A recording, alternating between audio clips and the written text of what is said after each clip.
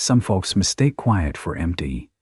They see a still mouth and think there is nothing happening behind the eyes. But out in hard country, where a loose nail can lame a horse and one bad number can cost a winter's feed, the quiet ones often hear what the rest of us miss. This is the way it was with Faye Chandler in the dry Utah country of 1886, when a ranch full of loud men learned that silence could be sharper than any spur. Faye Chandler stood beside the water pump with both hands wrapped around the iron handle, working it up and down while the hens scattered around her skirt and the morning sun laid a hard white shine over the yard. A cracked blue pitcher waited under the spout.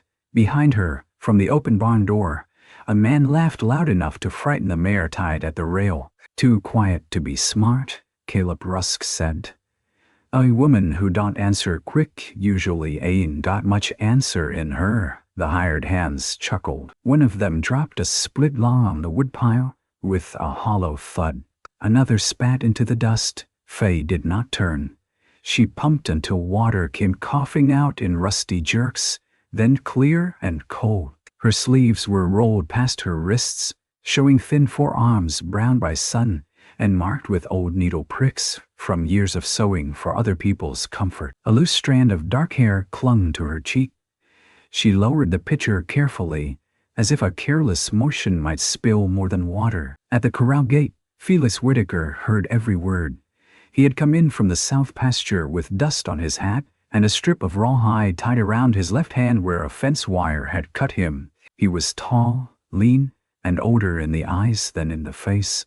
A man built by long work and long restraint. The Whitaker Ranch had once been a proud spread, known for clean horses and straight fences. Now the fences sagged, the laundry line hung half empty, the barn roof needed patching, and every man in town knew Felix owed money to the bank. Faye lifted the pitcher and walked toward the kitchen without looking at Caleb Rusk. The hem of her brown dress brushed over dry weeds.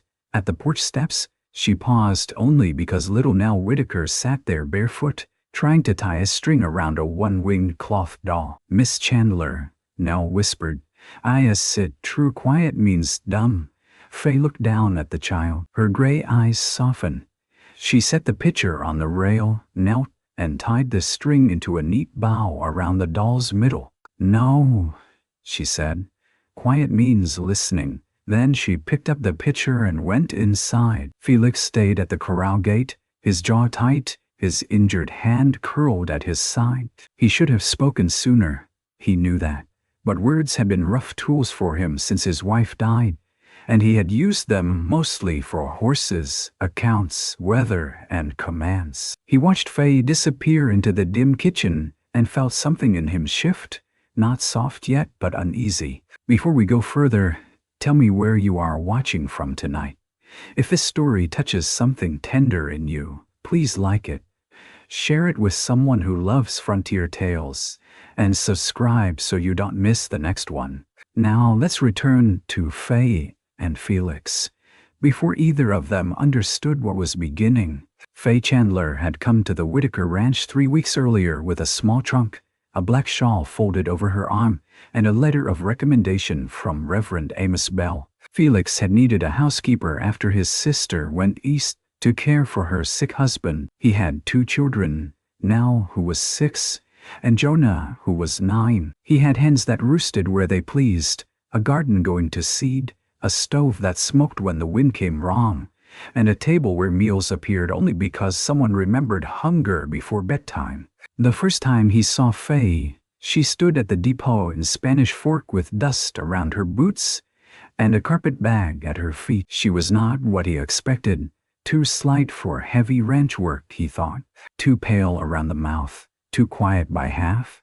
She wore a plain gray dress, mended at the cuff with thread so fine he nearly missed the repair. Her bonnet shaded her face, but her eyes moved carefully over everything.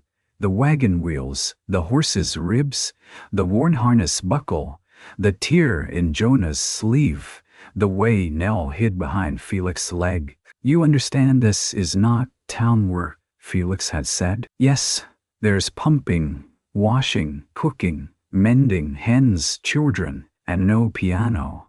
I did not ask for a piano. He had looked at Reverend Bell's letter again, though he had already read it twice. You got family? No references besides the Reverend. I kept accounts for my aunt's store before she died. I sought after accounts? She nodded once. Felix, who had lost trust in paper after his wife's funeral bills and a bad cattle season taught him what ink could do, folded the letter and put it in his coat. I need work done more than talk, he said. Faye looked toward the children. Jonah's stomach growled loud in the depot quiet. Nell pressed her thumb to her mouth, then remembered she was too old for it and hid her hand. I can do work, Faye said. That was how she came. At first, the ranch did not know what to do with her silence. The house had grown used to noise without order. Jonah banging through doors, Nell crying over lost buttons, Felix scraping chairs back from the table, hired men shouting for coffee, boots tracking mud across swept floors because there had not been a swept floor in months. Faye moved through it like a needle through rough cloth. She did not command, she placed things where hands would need them. On her second morning, Felix came in before sunup and found coffee already on the stove. Not boiled bitter, but kept low at the back where it stayed hot. Beside his cup sat 2 biscuits wrapped in a clean towel. The towel had been torn from an old flour sack, washed, hemmed, and stitched with the smallest blue cross in one corner. Where'd this come from? He asked. The flour sack? I mean the stitching. ISO, it won't unravel. He looked at her, then at the towel. It's a rag. Everything unravels if no one minds the edges. He did not answer. He took the biscuits and went out to harness the team. By the end of the first week, the hens had been coaxed back into the coop with cracked grain and patience. The water bucket no longer sat empty by afternoon. Nell's hair was brushed in 2 even braids before breakfast. Jonah's torn sleeve was patched with brown cloth that nearly matched. The laundry line carried shirts, sheets, and small stockings that snapped clean in the hot wind. A jar of wildflowers appeared on the rough table, not for show exactly, but because the children had brought them in fistfuls, and Faye had not thrown them away. Felix noticed these things, the way a thirsty man notices shade.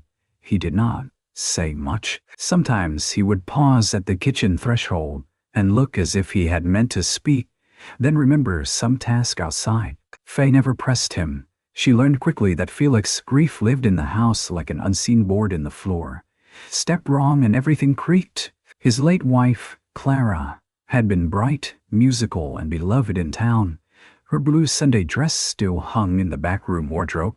Her Bible lay on a shelf near the stove, with a pressed yellow rose marking the Book of Ruth. No one touched it, except Nell, who sometimes opened it just to smell the pages. Faye did not move the Bible. She dusted around it. One evening after supper, she found Jonah in the barn loft with an old slate on his knees. He was scratching numbers by lamplight, his mouth pinched in anger. What are you doing up here? She asked. Nothing. That looks heavy for nothing, he scowled. Pa says I got to learn figures. Mr. Rusk says figures are for bankers and cheats. Mr. Rusk is wrong often enough to be useful. Jonah looked up, surprised. Faye climbed the ladder with care and sat on an overturned crate. Hay dust floated gold in the lantern light. Below them, the horses shifted in their stalls. One gave a soft breath through its nose. What is the trouble? She asked. Fractions. That is a respectable trouble. They don't stay put, either do goats, but you can still fence them. He almost smiled and farted. Faye took the slate and drew a circle, then divided it into 4 pieces. If your sister has 1 pie and you eat half, shed scream. Men will imagine a quieter sister. Nell ain't quiet, no. He watched her hand. Her numbers were neat, firm, and swift. She explained without fuss, using hay bales, apples, biscuits, and fence rails. Jonah leaned closer despite himself. By the time the lamp burned low, he had solved 6 problems and stopped looking as if fractions were out to shame him. From the barn door, Felix watched unseen. He had come looking for Jonah and found Faye bent over the slate, her face calm, her voice low. He heard Jonah say, "How'd you know all that?" Faye wiped the slate with her sleeve. "I listened when other people thought I wasn't." Felix stepped back into the dark before either of them saw him. The next morning, Caleb Rusk came to collect his pay for hauling posts and mending a section of fence he had only half mended. He was a big-shouldered man with a copper beard and a habit of leaning in too close when he spoke. He had once courted Clara's younger cousin and had never forgiven the Whitakers for thinking him rough. Now he did odd work, drank often, and carried gossip like burrs on his coat. Felix counted coins on the porch rail while Caleb watched. "That south line took me 3 full days," Caleb said. "You were there 1.5? Hard days?" Felix's eyes narrowed. "A day is a day," Caleb grinned. "Then pay me by the fence, not the sun." Faye came out with a basket of wet sheets against her hip. She moved toward the line, but her gaze passed once over Caleb's paper. It was only a scrap torn from store wrapping, marked with crooked figures. "You got something to say, Miss Quiet?" Caleb asked. Faye pinned a sheet to the line. The wind pushed it between them like a white wall. "No, that's what I figured." Felix handed over some coins, fewer than Caleb wanted, more than Felix wished to spare. Caleb left muttering down the yard. Faye pinned another sheet. Felix said, "You saw something." She smoothed the wet cloth between her fingers. He counted the post holes twice. Felix looked down the road where Caleb's wagon rattled away. "You sure?" "Yes. Why didn't you say?" She reached into the basket for a clothespin. "You did not ask." The answer struck him harder than it should have. He opened his mouth, closed it, then took his hat off and rubbed a hand over his hair. "I'm asking now." Faye looked at him. Behind her, sunlight shone through the damp sheet, making her shape soft and pale as a lantern behind paper. He wrote 12 new posts. There are only 7 along the washed-out section. 2 of those were old posts reset, not new. He charged for wire already paid for at Mercer's store. The knot at the east brace will not hold through the first hard wind. Felix stared at her. "You saw all that from the yard?" "I hung laundry there yesterday." He turned toward the south pasture, anger rising now at Caleb and at himself. "Why didn't I notice? You were shoeing the bay and watching now by the trough." He looked back at her. "You noticed that too?" Faye lifted one shoulder. "She slips when the mud cakes under the pump." Felix said nothing for a long moment. Then he walked to the woodpile, took up the axe, and split logs with more force than necessary until the pile grew high and straight beside the shed. That afternoon, he rode the south fence and found exactly what Faye had said. 7 posts, bad knot, old wire. He stood in the heat with flies around his neck and the desert stretching open beyond the fence.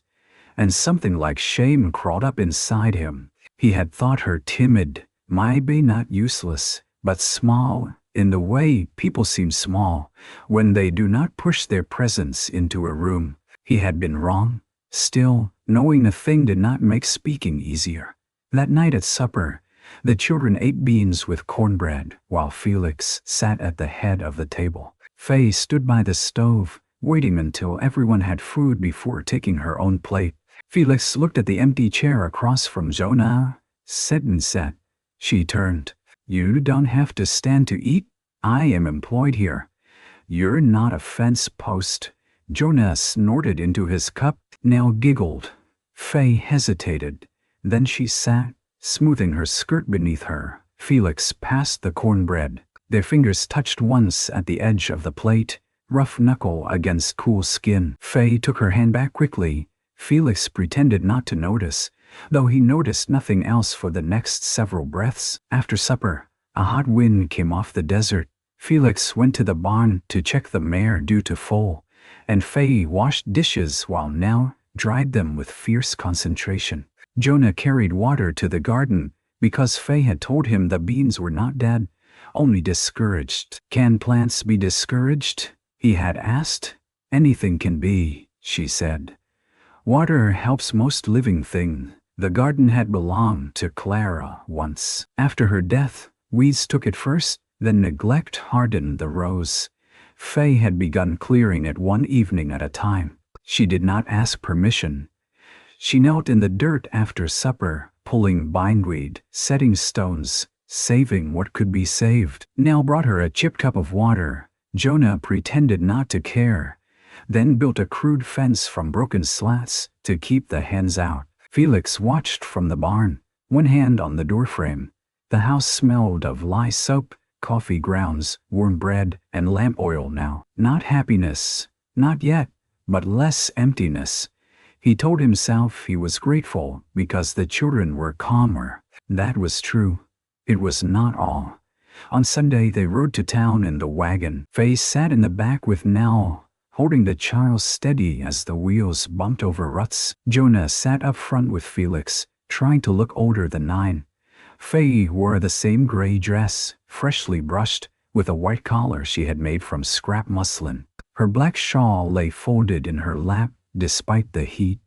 Spanish Fork's Main Street held a mercantile, a bank, a livery, a church, and enough watching eyes to make a quiet woman feel measured from bonnet to boot. Faye felt those eyes as she stepped down from the wagon. She had felt them in every town since her aunt's store failed, and men decided a woman with a ledger must have been either foolish or dishonest. Mrs. Elspeth Mercer, who owned the mercantile with her husband, looked Faye over when she came in for salt, lamp oil, and thread. "So you're the Chandler woman keeping house for Felix Whitaker?" Yes, Mom. I heard you don't speak much." Faye placed the thread on the counter, only when needed. Mrs. Mercer's mouth tightened. "Some folks say that makes a person sly." Felix, standing near the coffee bin, turned. Faye saw the movement, but did not look at him. "I suppose some folks need a word for what they cannot read," Faye said. The store went still. Mrs. Mercer blinked.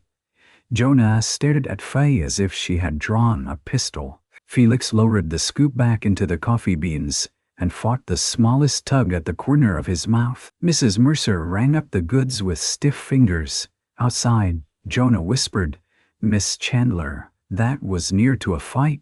Faye adjusted the bundle in her arms. No blood was drawn. Felix helped her into the wagon. His hand was steady under her elbow. "Mrs. Mercer talks too much." Faye settled beside Nell. "Most people do when they are afraid of silence."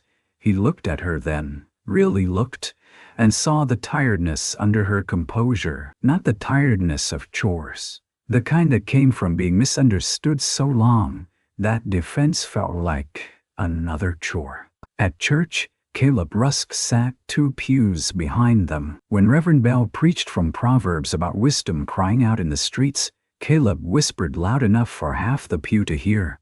"Some wisdom don't know how to cry out at all." Felix's hand tightened on the hymnal. Faye stood still through the hymn. She sang softly, almost beneath hearing, but on key. Nell leaned against her side. Jonah watched his father. After service on the church steps, Caleb came close again. "Miss Chandler," he said, "if you ever need work where nobody expects you to count past 10, I know folks." Felix stepped down 1 stair. Faye answered first. "Mr. Rusk, if you ever need help counting fence posts, I know the number 7. A few men laughed before they could stop themselves. Caleb's face darkened. Felix felt the air change. He moved between Caleb and Faye without flourish.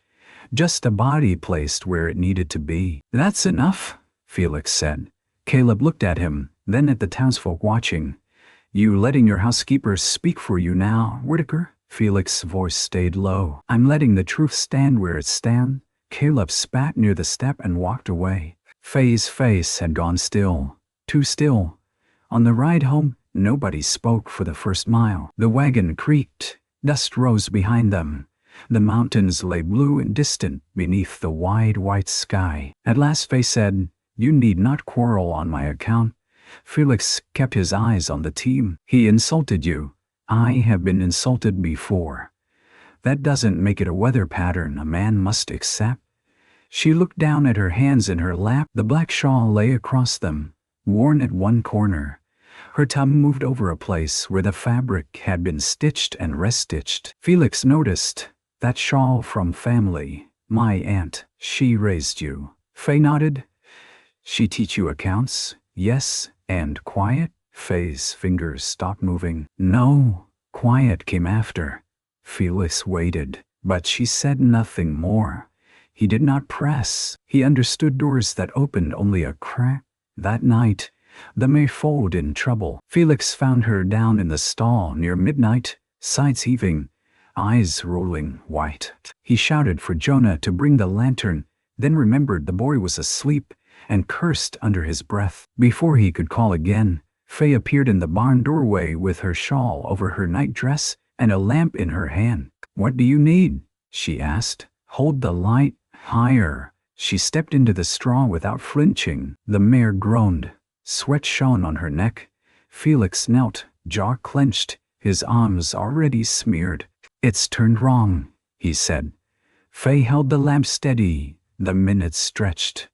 Outside, wind beat dust against the barn boards. The mare thrashed once, and Faye moved with the lantern, keeping the light clear. Felix worked with grim tenderness, speaking low to the animal. "Easy, girl.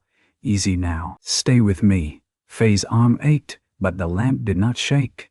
At last Felix drew the foal free, limp and wet in the straw. For one terrible breath, it did not move.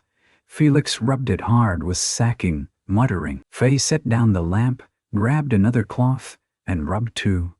The mare lifted her head, nostrils flared. "Come on," Felix whispered. The foal jerked, coughed, and drew air. Faye let out a breath she had been holding so long it hurt. Felix looked across the straw at her. His face was tired, streaked, and open in a way she had not seen before. "You've done this?" he asked. "No, you didn't look scared." "I was busy." He gave a short, rough laugh, then looked back at the foal. It was a delicate chestnut thing, on knees and trembling will. "She's alive," Faye said. Felix nodded. His throat worked. "Clara used to sit up with the mares. Said birth was the only argument Payne ever lost." Faye looked at him carefully. He reached toward the foal, then stopped, his hand hovering. "She died birthing a child we didn't keep." The barn seemed to hold its breath. Faye did not say she was sorry. The words would have been too small. She picked up the cloth and began wiping straw from the foal's flank. After a while she said, "Pain wins often enough to get arrogant." Felix looked at her. "But not always," she finished. "It was not comfort, exactly. It was truer than comfort." Felix bowed his head over the straw, and for a moment, in the lamplight and horse smell and dust, he let himself be seen. The next morning, he found Faye asleep at the kitchen table with her head on her folded arms. The stove had gone low. Red dough rose beneath a cloth beside her. A pencil lay near her hand, and beside it was a scrap of paper filled with figures. Felix meant only to carry in wood. He set the logs down quietly. His eyes moved over the paper. Columns of numbers, feed costs, flour, lamp oil, wire, bank interest, expected full sales, possible savings if they repaired harness instead of buying new, a note in the margin, Rusk overcharged, $3.40 minimum, Mercer account inconsistent, coffee marked twice in May. Felix stood very still. Faye woke as if some inner guard had rung a bell. She straightened, reached for the paper, and knocked the pencil to the floor. "Lie was not prying," she said quickly. Felix bent, picked up the pencil, and placed it beside the figures. "No," he said, "you were thinking." Her face closed. He sat across from her. The kitchen was gray with early light. Nell and Jonah still slept. Outside, a rooster crowed once, rusty and offended. "Tell me," Felix said. Faye looked at the paper, then at him. "You owe the bank more than the ranch can carry if the cattle price drop." "I know what I owe, not exactly." The words might have angered him from any other mouth. From hers they felt like a hand laid on a fevered brow. He nodded once. "Go on." She turned the paper toward him. The banknote has interest calculated wrong. Unless there is another paper I have not seen. Mr. Darrow is charging monthly on a sum already paid down last winter. Felix's face hardened. Darrow said Clara's hospital debt folded into it. It might have, but not twice. His eyes lifted. Faye touched one column. This figure here appears again under stock feet advance. Same amount, same date, different name. Felix stared at the numbers. He knew horses. He knew weather signs. He knew when a man lied by looking too straight at him. But ledgers made his chest tight. Clara had kept the household accounts, and after she died, every paper seemed to accuse him. "You sure?" he asked. "No." He looked at her. "I would need the original note and store receipts to be sure." He leaned back, breathing slowly. "Darrow keeps the note, then asks for it. He won like that. Truth rarely becomes kinder because it is left alone." Felix looked at her hands. Ink marked the side of one finger. A burn reddened her wrist from yesterday's stove work. He thought of Caleb laughing, of Mrs. Mercer watching, of his own first judgment at the depot. "Faye," he said. It was the first time he had used her given name. She looked up. "Why did your aunt's store fail?" Her face went pale around the mouth. For a moment, he thought she would leave the table. Instead, she folded the black shawl tighter around her shoulders. Though the kitchen was not cold, my uncle borrowed against it before he died. My aunt trusted a man to help settle the accounts. He moved numbers, quietly. When the debts came, people said my aunt had hidden money. Then they said I had, because I kept the books. Her voice stayed even, but her fingers pressed hard into the shawl. By the time the truth showed, the store was gone. My aunt was gone too. Who was the man? A banker in Provo. Felix understood then why ledgers did not frighten her. They had already burned down her life once. "I'm sorry," he said. Faye looked toward the stove. "Sorry as a chair after the house falls. It gives you somewhere to sit, but not a roof." Felix had no answer for that. The children came in soon after, sleepy and hungry. Faye rose to shape the dough. Felix went out to the pump and washed his face in cold water until he could breathe past the anger building in him. He wanted to ride into town and drag Darrow by the collar. He wanted to find Caleb Rusk and knock every laugh from his mouth. But by the time he came back in, Faye had biscuits in the oven, Nell was setting tin cups on the table, and Jonah was explaining fractions to his sister using apple slices. Felix stood in the doorway, watching. A man could rage all day and meant nothing. Or he could listen. Over the next week, listening became a kind of work. Felix brought Faye the old account box from beneath his bed. He had not opened it in months. The box smelled of cedar, dust, and Clara's lavender sachet. Inside lay receipts, bank papers, feed bills, letters tied with ribbon, and a small leather purse containing 2 baby teeth, a lock of pale hair, and a button from Clara's blue dress. Faye saw the purse and looked away. Felix took it out gently and set it aside. "You don't have to sort that," he said. "I know." The account papers covered the kitchen table after supper. Nell slept in a chair with her doll under one arm. Jonah pretended to read, but watched Faye's pencil move. Felix sat opposite her, repairing a bridle by lamplight while she checked numbers. The house grew quiet in a new way, not neglected, not hollow. Quiet like a room holding its breath while something true was uncovered. Faye worked slowly, cross-checking each receipt, asking short questions. "Was this hay delivered?" "No." "Drow took Mercer's supply. We bought from Levin instead." "Then why did Mercer charge it?" Felix's needle paused in the leather. Clara usually checked Mercer's bills. Faye made a mark. Another evening, rain came rare and sudden, tapping on the roof and running in silver lines from the eaves. A leak opened above the pantry, and Felix fetched a bucket. Faye climbed a chair to move flour sacks. Her skirt caught on a nail, and he reached to steady her. For a moment his hand closed around her waist. She froze. He let go at once. "Forgive me," She stepped down, cheeks flushed, eyes lowered. There is nothing to forgive, but her hand trembled when she lifted the flour sack. He saw it and hated that any man's touch had taught her caution. He wanted to ask, he did not. Instead, he took the heaviest sack from her arms without comment and set it high where rain could not reach. The next day, he repaired the pantry roof before breakfast.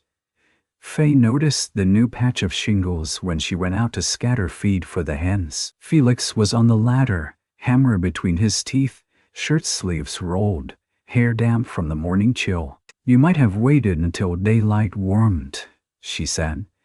He drove a nail. "Rain doesn't wait."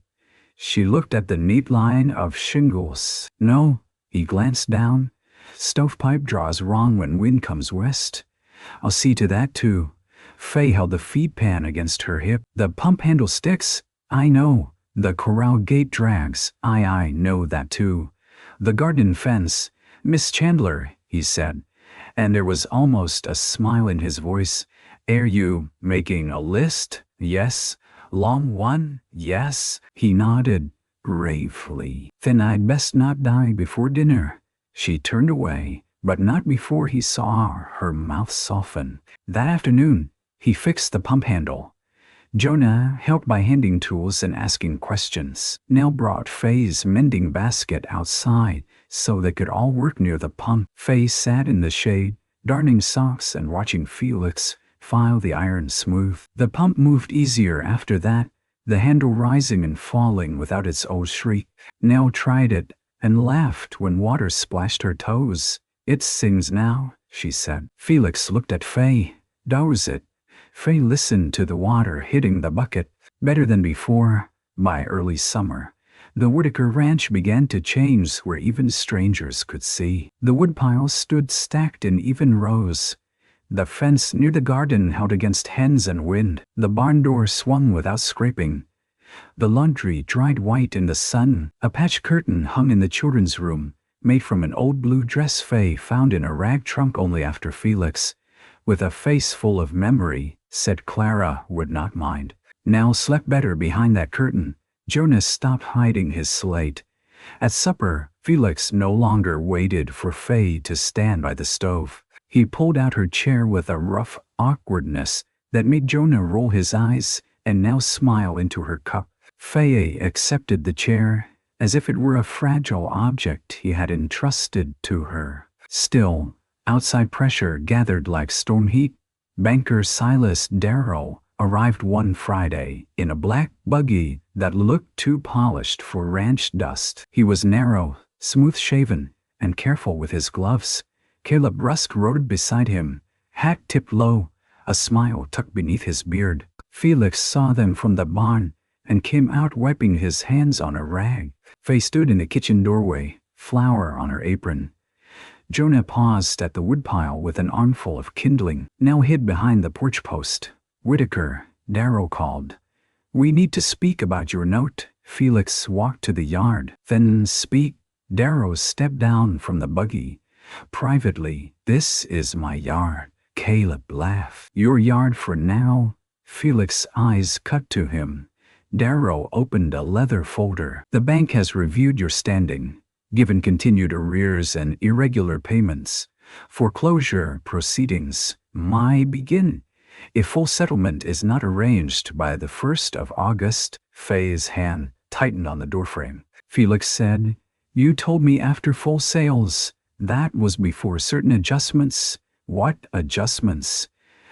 Darrow's gaze moved briefly to Faye. "Matters of record, beyond a housekeeper's concern." Felix's face changed. It did not grow loud. It grew still. "Her concern is mine if I say so." Faye looked at him then. Darrow gave a thin smile. "I heard she had a taste for numbers. That did not end well in Provo, if I recall." The yard seemed to tilt.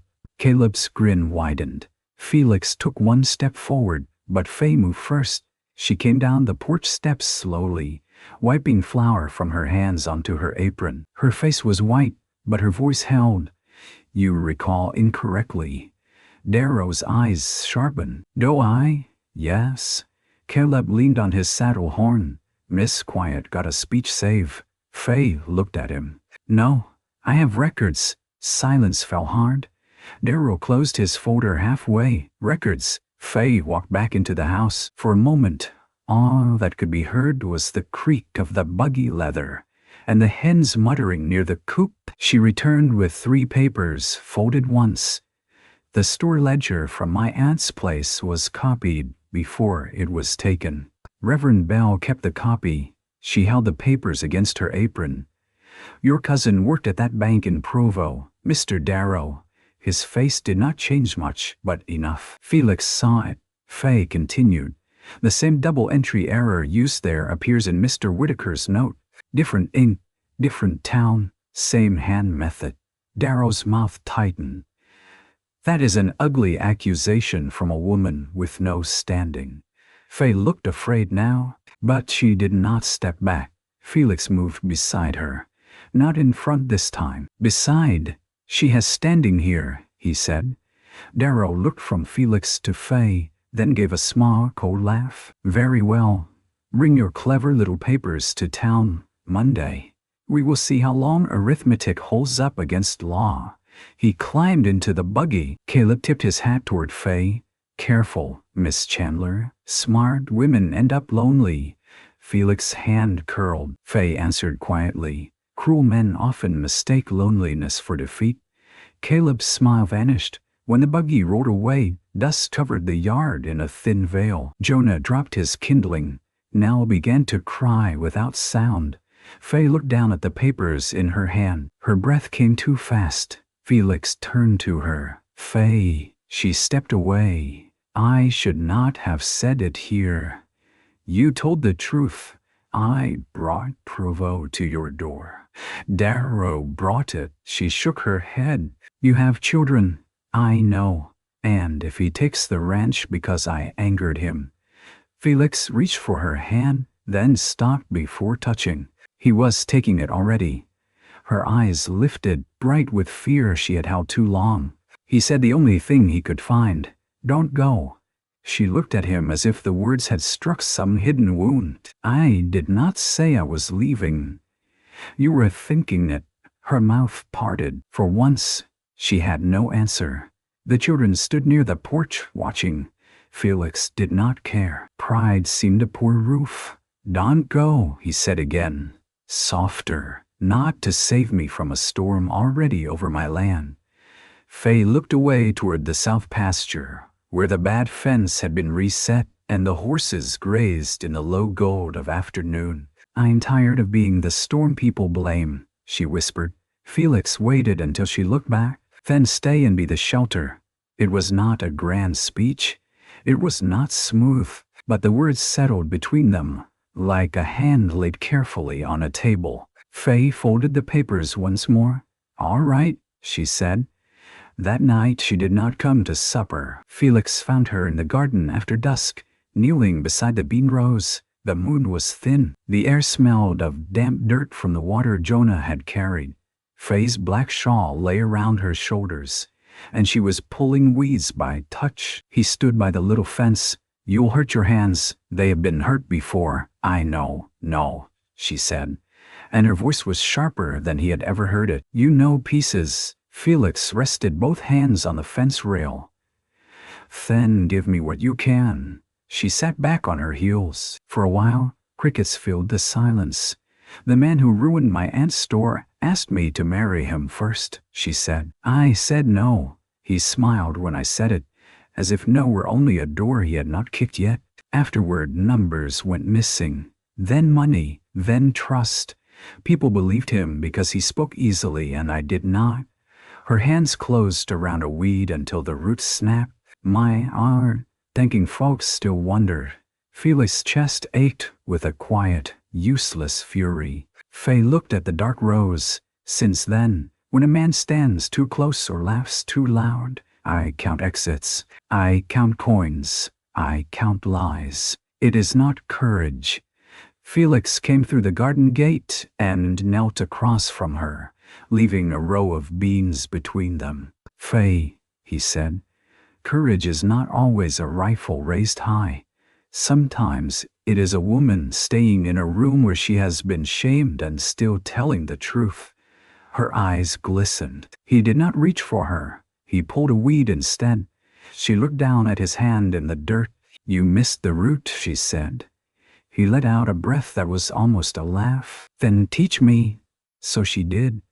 They worked by moonlight, side by side across the rows, pulling weeds, shaking dirt from roots, laying the garden clean. Neither spoke much after that. When they went in, Felix set a cup of coffee near her at the table, warmed with a little milk, because he had noticed she drank it that way when she thought no one saw. She looked at the cup. "Thank you," she said.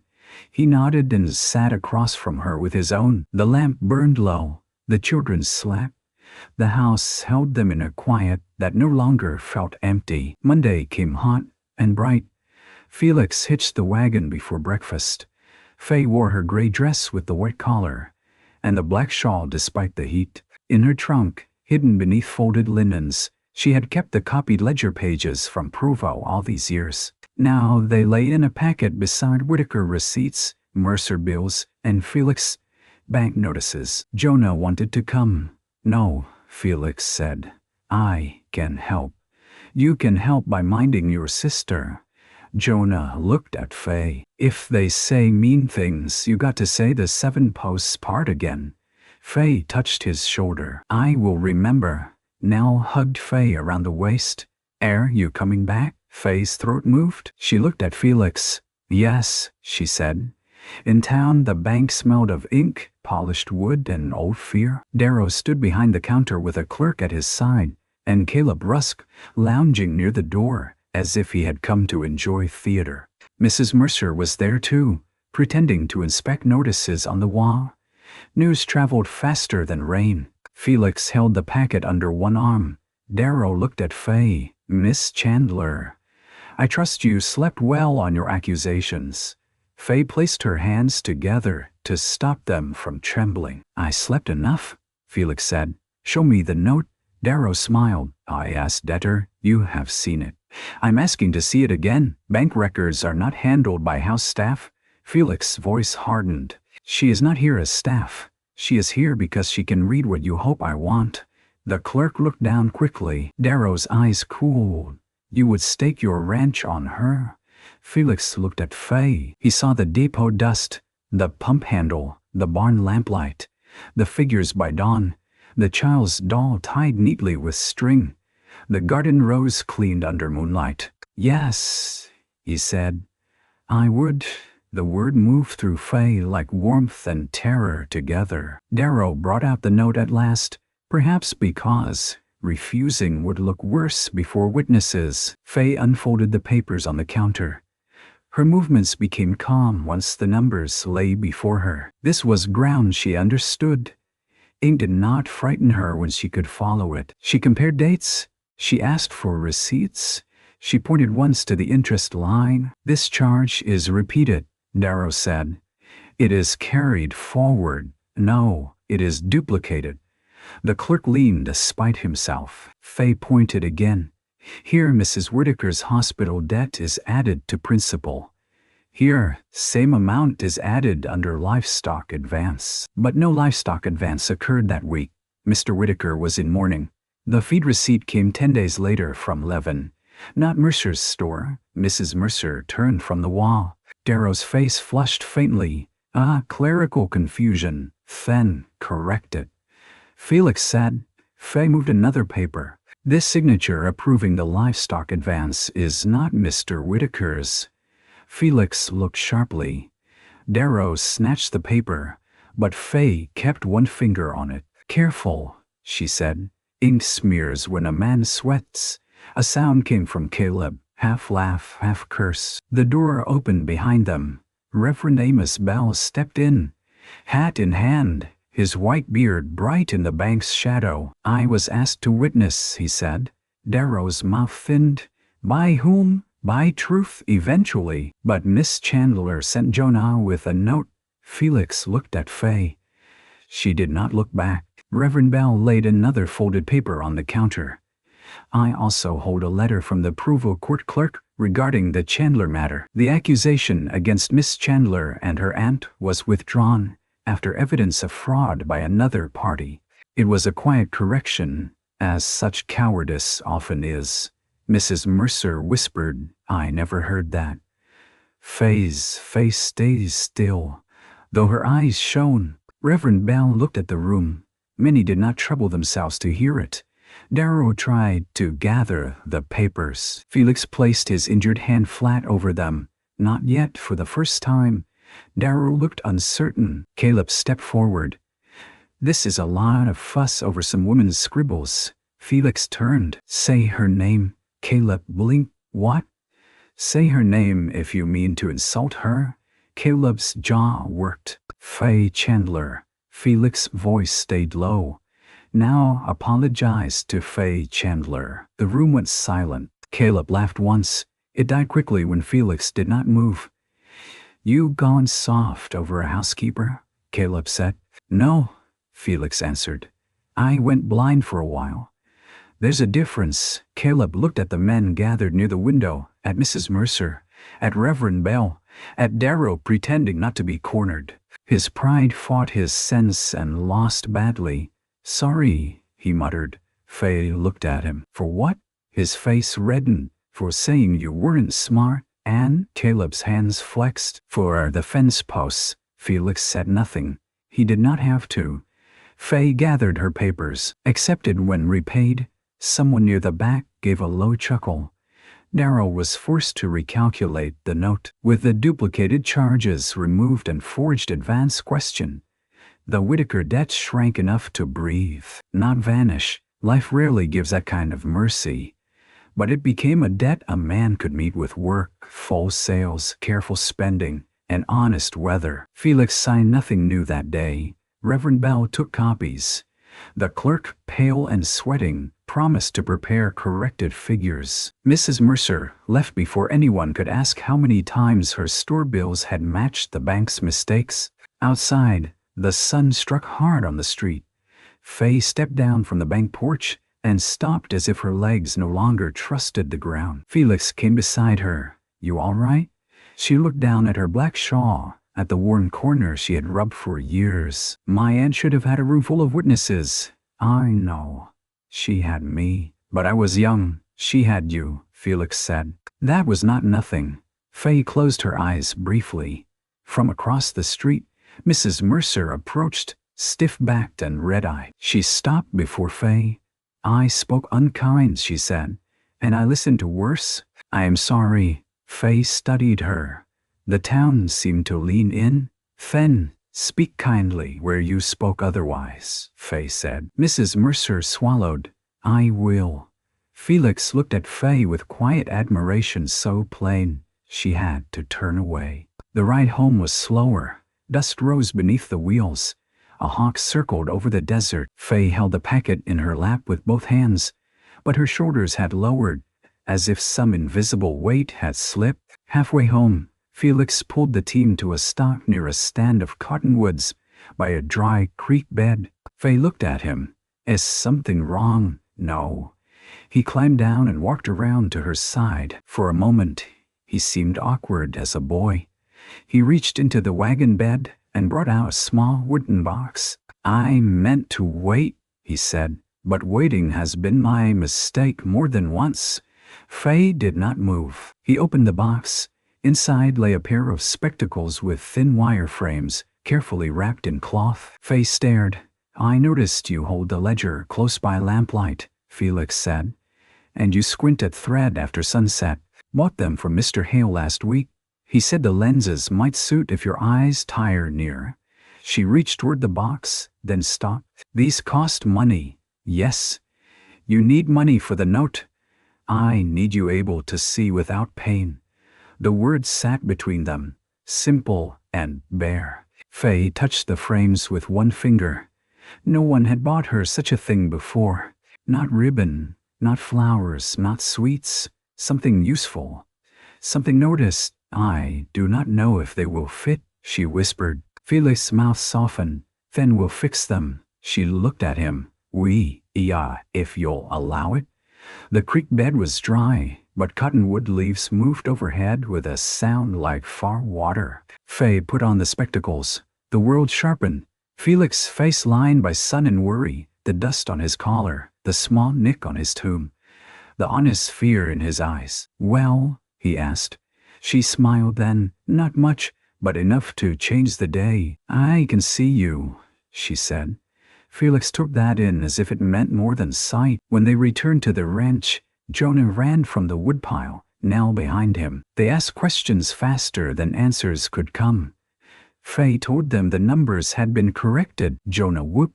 Nell hugged Felix first, then Faye, then both of them together as if afraid one might float away. That evening, supper tasted like victory because it was plain and earned. Beans, fried potatoes, cornbread, and the last of the peach preserves Clara had put up before she died. Felix hesitated before opening the jar. Faye saw his hand pause. "We can save it," she said. He looked at the children. Jonah's eyes were wide. Nell held her spoon ready. Felix opened the jar. "No," he said. "Sweet things are not honored by being left to dust." They ate every spoonful. Later, after the children slept, Felix brought Clara's Bible from the shelf and set it on the table between him and Faye. The yellow rose still lay pressed inside, fragile and flat. "Nadendon keeping the house like a grave," he said. Faye sat very still. "I thought if anything changed, it meant I was letting her go wrong." "That is not how love works," Faye said softly. He looked at her. She touched the edge of the Bible, not the rose. "Love is not a room that must stay shut to remain true." Felix bowed his head. "I don't know how to begin again." "No one does. What did you do?" Faye looked toward the kitchen window, where the night reflected the lamp and their two faces faintly. "I learned to begin small." He waited. A cup washed, a line of figures added right, a hem repaired, one breath after someone says your name cruelly. Felix covered the Bible with his hand. "Faye Chandler." She looked back at him. "I want your name spoken kindly here." Her eyes filled, but she did not cry. "Then speak it that way." Faye. It was only her name. It was almost too much. Outside, the pump stood quiet. The corral gate shut, the barn warm with horses. The house did not become new that night. No house does. But something long locked inside it turned once, softly, like a key. By late summer, work pressed hard. The desert heat turned the grass brittle. The horses needed water hauled to the far trough. The garden gave beans, squash, onions, and a stubborn line of late peas. Faye rose before dawn to bake, pump, feed hens, and check the account ledger. Felix rode fence, trained colts, repaired harness, and came in at noon with his shirt dark between the shoulders. They worked near each other now, with the ease of people who knew where the other would stand. She left coffee for him in a tin cup by the barn. When he worked past breakfast, he set aside the smoothest scraps of wood for her kindling box. She mended his gloves before the holes widened. He replaced the broken latch on her trunk without asking what she kept inside. One afternoon, a dust storm rolled sudden from the west. Faye was in the garden with Nell, gathering laundry from the line before the wind took it. Jonah was in the barn loft stacking hay. Felix was at the far corral with a young horse, half-trained and full of panic. The sky browned in minutes. Wind slammed through the yard, lifting grit and straw. Hens shrieked. A sheet tore loose and flew against the fence. "Inside!" Faye shouted to Nell. The child ran, clutching two shirts. Faye turned toward the barn and saw Jonah at the loft door, frozen.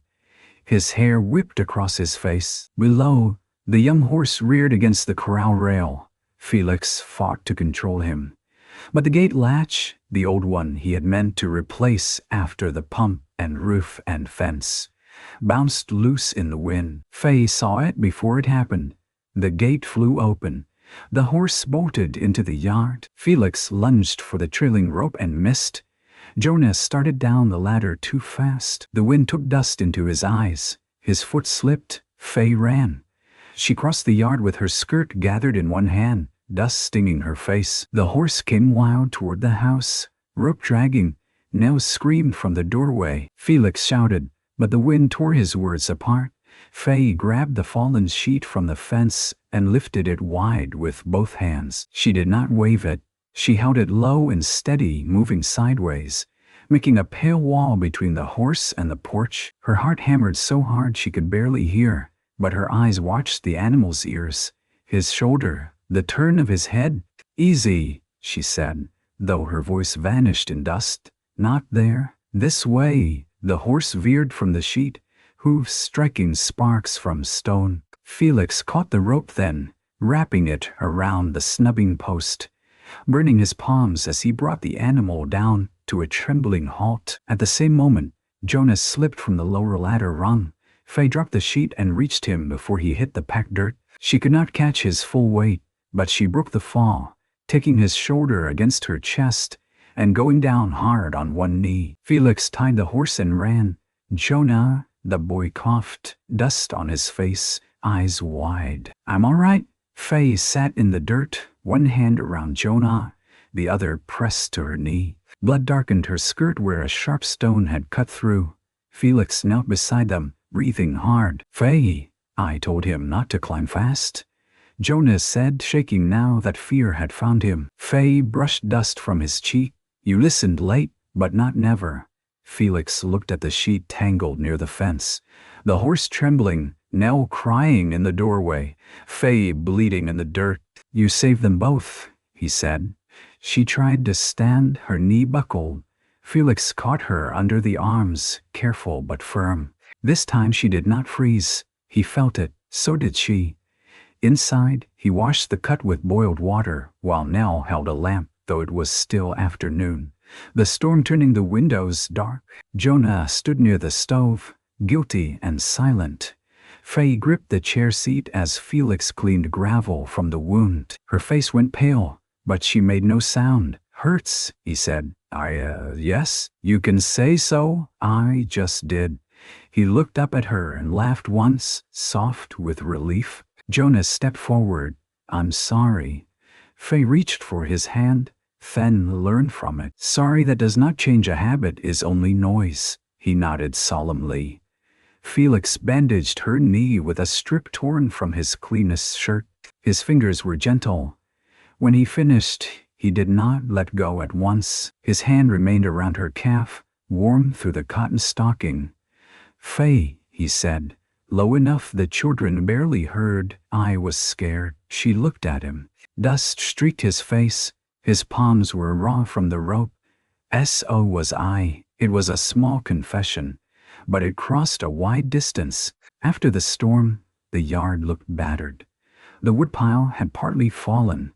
The garden fence leaned. Laundry lay dirty again. One shutter hung loose. Dust sifted through every crack in the house, but nobody was dead. The horse was safe. The children were safe. Faye sat by the stove with her bandaged knee propped on a stool, and Felix would not let her rise no matter how she looked at the unswept floor. "You'll tear it open," he said. "The floor will not sweep itself. It has been dirty before." "That is not a recommendation." He handed her a cup of coffee. "Drink." She took it, giving him a look over the new spectacles. "You have grown commanding." "I had a good teacher." Nell climbed carefully onto the bench beside Faye and laid the one-winged doll in her lap. "She wants to sit with you," Nell said. Faye touched the doll's string bow, still holding after all these weeks. "I am honored." Felix watched them from the stove. In that moment, with storm dust on the windows and a torn shirt around Faye's knee, he knew the truth plainly enough to frighten him. He loved her, not as a rescue, not as gratitude, not because she had warmed the house and saved his accounts and taught his son fractions and tied his daughter's doll. He loved her because she was herself in every quiet, stubborn, brilliant part. He loved her listening. He loved her courage that looked like stillness until the world broke open and found steel beneath. But love spoken too soon could become another burden. So he did what he had learned from her. He began small. The next morning he swept the floor before she woke. Then he ruined the biscuits. Faye came into the kitchen with her limp and found Felix standing before a pan of hard brown stones, flour on his shirt, and Jonah laughing so hard he could not breathe. Felix looked at the pan. They were softer before. Most things are, Faye said. Nell picked one up and tapped it on the table.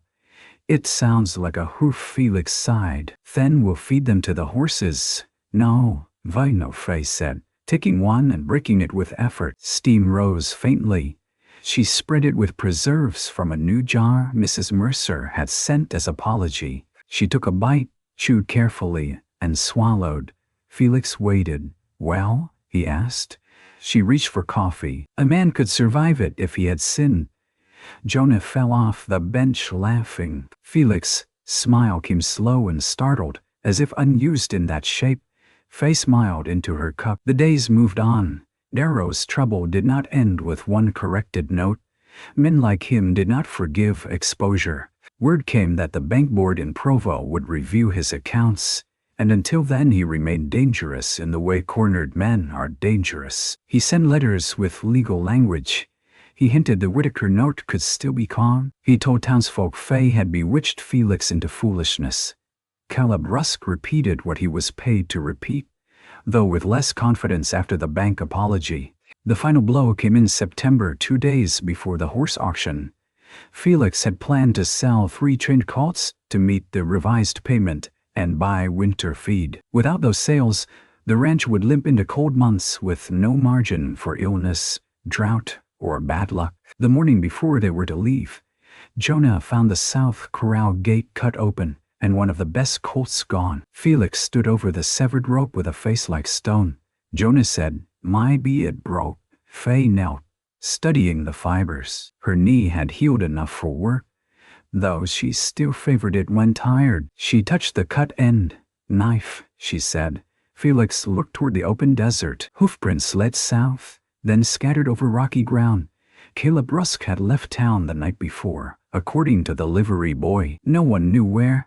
Darrow claimed ignorance before anyone asked.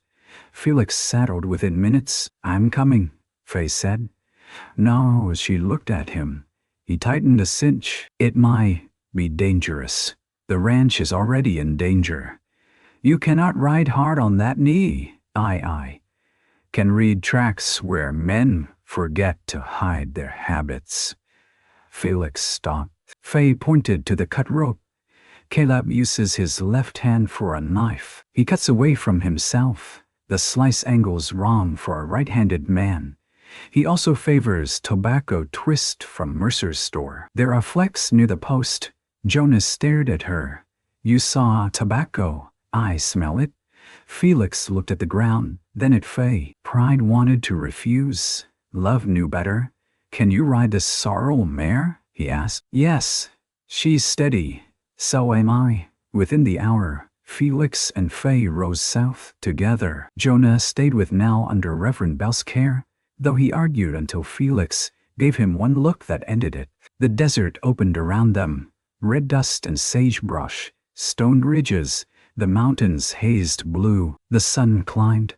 Faye rode with her shawl tied behind the saddle and her spectacles in a pocket, useless against trail glare. Felix watched her from the corner of his eye, noting when pain tightened her mouth. Each time he slowed without saying why. Each time she noticed and said nothing. They found signs where Felix alone might have missed them. A shred of burlap caught on greasewood. A place where a horse had been watered from a canteen, leaving damp sand under shade. Tobacco flecks, one boot print with a worn heel. Near dusk, they reached an abandoned line shack near a dry wash. Smoke showed thin from the chimney. Felix dismounted and handed Faye the reins. "Stay here." "No, this is not stubbornness I admire. Then admire my sense. If the colt is inside the lean-to, he might bolt at your anger faster than my quiet." Felix looked toward the shack. She was right. Again, they moved low through brush. From inside came Caleb's voice, slurred and angry. "Banker said easy money. Ain't easy now, is it?" Another man muttered. Faye recognized him as Orrin Vale, a drifter who sometimes slept behind a livery. The stolen colt stood tied in the lean-to, sweating but alive. Felix's face hardened. Faye touched his sleeve. "Wait," her hand said. Caleb came out carrying a bottle. Felix stepped from behind the brush. "Evening," he said.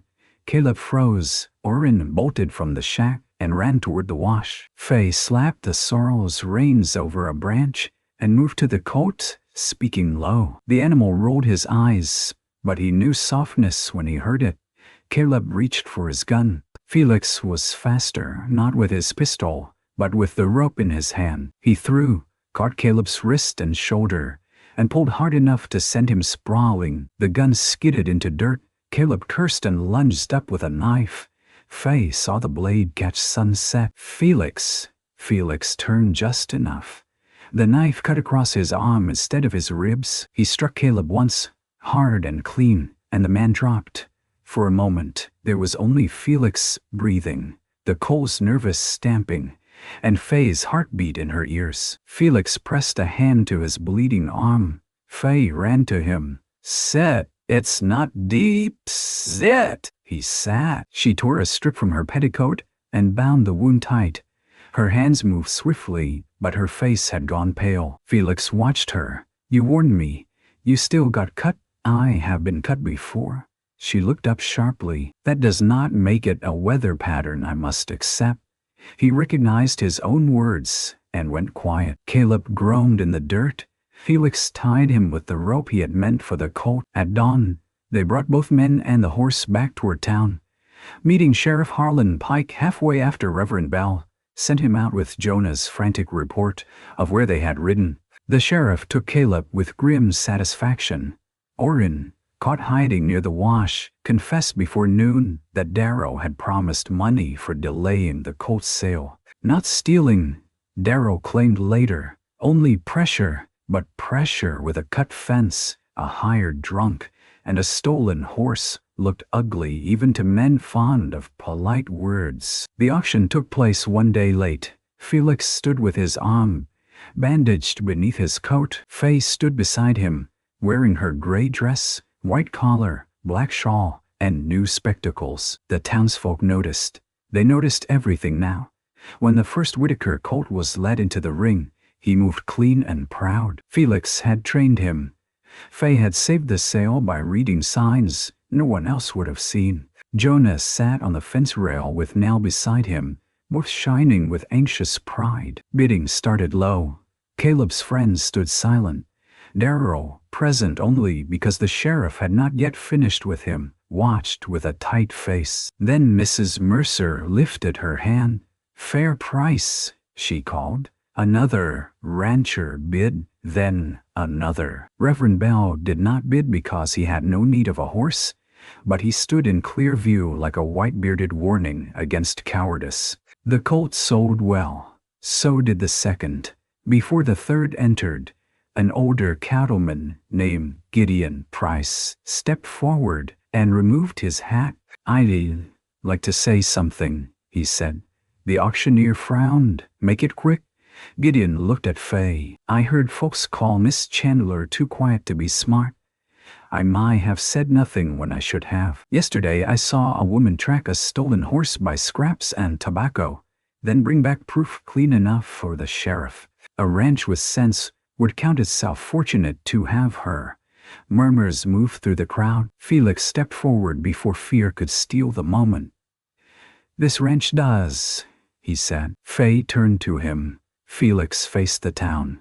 His bandaged arm hung stiff, but his voice carried. "I misjudged Faye Chandler before any of you did it. In my yard, I saw quiet and thought small. I saw caution and thought weakness. I was wrong. She is the smartest person on my ranch. More than that, she is the reason it is still mine." The crowd stilled. Faye's eyes filled behind the spectacles. Felix looked at her now, not the town. "I won't make a public claim on your life," he said softly, though everyone heard. "You owe me nothing, but I will make a public vow on mine. As long as you stand at Whitaker Ranch, your name will be honored there. And if someday you choose to leave, it will not be because anyone made you feel small." Faye could not speak at once. The old wound in her wanted to hide. The newer courage in her stood still. At last she said, "I do not want to leave." Felix's breath caught. She looked at the children on the fence, at Reverend Bell, at the townsfolk, at the man before her who had learned to listen. "I have been useful in many places," she said. "This is the first place I have been believed." Now began to cry. Jonah wiped his nose with his sleeve and pretended dust had caused it. Felix held out his uninjured hand, not taking hers, only offering. Faye placed her hand in it. The third colt sold for the highest price of the day. By October, Silas Darrow was removed from the bank after more false accounts surfaced. Caleb Rusk served time repairing county roads under guard, which some said was the first honest labor he had done in years. Mrs. Mercer became careful with both her bills and her tongue. When gossip rose, Reverend Bell had a way of appearing nearby with scripture and a stare. The Whitaker Ranch did not become rich. That was never the shape of the blessing. The note was paid down, winter feed was bought, the barn roof was patched before snow, the corral gate got a new iron latch, the pump sank clean. The woodpile stood high enough to make Felix proud and Faye practical, which meant she told him it might last if winter behaved, and winter rarely did. One cold evening, the first snow dusted the Utah hills, softening the hard edges of the desert. Inside the house, the stove burned steady. Curtains made from faded blue cloth and flour sack muslin hung in the windows. A pot of stew simmered with onions from Faye's garden. Britt cooled on the table. Nell slept on the settle with her doll tucked under her chin. Jonah, taller in his own mind than in fact, worked fractions by lamplight and no longer feared them. Faye stood at the table, writing in the ledger with her spectacles low on her nose. Felix came in carrying wood, snow melting on his shoulders. He set the logs in the box and stood behind her, not too close. "Payment balances?" he asked. "Yes, winter feet. Enough if you stop giving extra oats to that bay." "He looks hungry." "He looks persuasive." Felix smiled. "You're hard on both of us." "I am accurate." He leaned one hip against the table. "That you are." Faye closed the ledger. Her black shawl hung on the peg by the door now, beside Felix's coat and the children's scarves, not folded for leaving, hung for use. Felix looked at it, then at her. "I spoke with Reverend Bell," he said. Faye's hand stilled on the ledger. "About what?" "About whether a man can ask a woman to marry him without making her feel cornered." Her cheeks colored. "And what did he say?" "Said, if the woman is Faye Chandler, I had better speak plain and not waste her evening." She looked down, but a smile touched her mouth. Felix took a folded paper from his vest and laid it on the table. "This is not a proposal written by a lawyer. It is not a claim. It is a list." "List," he nodded. "Things I promise. You might correct the figures." She unfolded it. The handwriting was careful, labored by a man more used to reins than ink. "I promise to listen before deciding. I promise your silence will not be used against you. I promise this house will be yours in truth, not just in labor. I promise the children will know your name with honor. I promise not to keep grief as a locked room. I promise to fix the garden fence before being asked twice. I promise to love you in small things when large words fail." Faye read it once, then again. Felix waited, hat in his hands, more frightened than he had been facing Caleb's knife. Faye touched the last line. "The garden fence still leans. I know. That weakens your position. I can repair it tomorrow. Snow is coming. I can repair it badly tonight." She laughed then, softly, and the sound moved through the room like fire catching dry wood. Jonah looked up from his slate, now stirred on the settle. Faye folded the paper with care. "Felix Whitaker, yes, I will marry you." The words left her quietly. They changed everything. He did not grab her. He did not shout. He stepped close enough for her to choose the last inch. She did. Her hand found his, and this time no part of her flinched. The wedding took place 2 weeks later in the small church, with snow along the road and sunlight bright on the windows. Faye wore a dress she had made herself from warm brown wool, with a collar of cream lace saved from her aunt's trunk. Felix wore his best coat, brushed until Jonah declared it almost respectable. Nell carried dried flowers from the garden, tied with blue thread. When Reverend Bell asked who stood with the bride, Jonas stepped forward before anyone could answer. "We do," he said. Nell nodded fiercely. "All of us?" No one laughed. Mrs. Mercer cried into a handkerchief and later brought 2 jars of peaches. Gideon Price brought a sack of flour. The sheriff brought coffee. Some townsfolk brought apologies, spoken awkwardly, which Faye accepted when they sounded like work instead of weather. After the wedding, they returned to the ranch for a meal. The table had been scrubbed pale. Stew steamed in bowls. Bread filled the room with warmth. Coffee waited at the back of the stove. The repaired fence outside held firm under a rim of snow. In the window, the curtains moved gently with the heat from the room. Felix stood on the porch at sunset, while the children chased each other around the woodpile, their laughter rising white in the cold. Faye came beside him with her shawl around her shoulders. Beyond the corral, horses lowered their heads to feed. The barn roof held. The pump stood quiet. The gardens slept beneath snow, but beneath that, roots waited. Felix looked down at her hand near his on the porch rail. "Quiet evening," he said. Faye slipped her fingers through his. "Ours," she said. "Listen." He did. He heard the stove through the open door, the clink of now setting cups, Jonah telling a horse something important, the hens settling, the wind moving soft over repaired boards, and beside him, Faye Chandler Whitaker breathing steady in the home she had helped bring back to life. Some people never learn the worth of quiet. They spend their days shouting over wisdom and call themselves strong. But on that ranch in the Utah desert country, one cowboy learned that the stillest voice at the table could hold the truest answer. And from then on, whenever someone said Faye was quiet, Felix only smiled and said, "Ah, that is how she hears everything."